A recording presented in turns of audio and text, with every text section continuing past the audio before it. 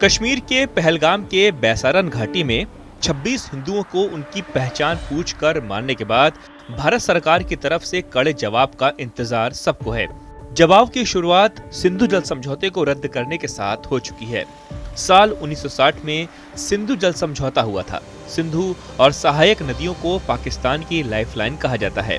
सिंधु और सहायक नदियां 4 देशों से गुजरती हैं और 21 करोड़ से ज्यादा जनसंख्या की जल जरूरतों को यही नदियां पूरा करती हैं। सिंधु जल समझौता तत्कालीन भारतीय प्रधानमंत्री पंडित जवाहरलाल नेहरू और पाकिस्तानी मिलिट्री जनरल अयूब खान के बीच हुआ था।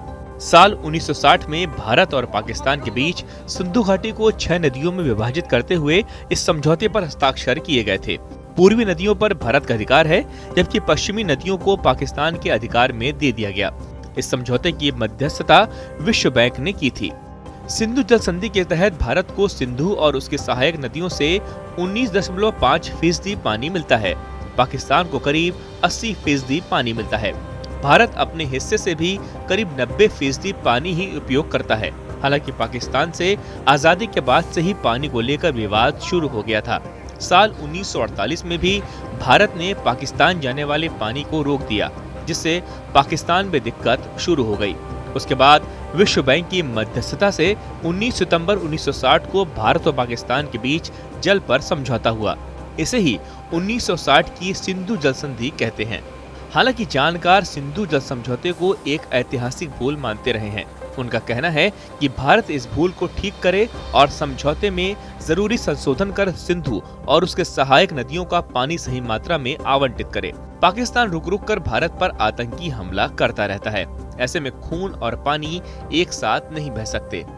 अब आपको ये बताते हैं कि पानी के प्रहार से पाकिस्तान कैसे पस्त पड़ जाएगा। दरअसल पाकिस्तान की 80% खेती योग्य भूमि सिंधु नदी के पानी पर निर्भर है। इस पानी का 93% हिस्सा सिंचाई के लिए इस्तेमाल में किया जाता है, जिसके बिना खेती असंभव है और उस पानी पर 3 करोड़ लोग आश्रित हैं।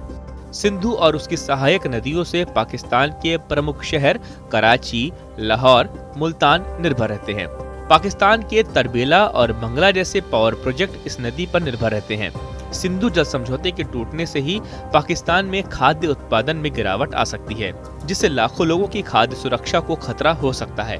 पाकिस्तान के शहरों में पानी की सप्लाई रुक जाएगी, जिससे वहां कोहराम मच जाएगा। बिजली उत्पादन ठप हो जाएगा, जिससे फैक्ट्रियां और शहरी इलाकों में अंधेरा छा जाएगा। ऐसे में भारत ने पाकिस्तान पर जो वाटर स्ट्राइक की है, उसके इतने दूरगामी नतीजे सामने आएंगे कि पाकिस्तान की पीढ़ियां भुगतेंगी।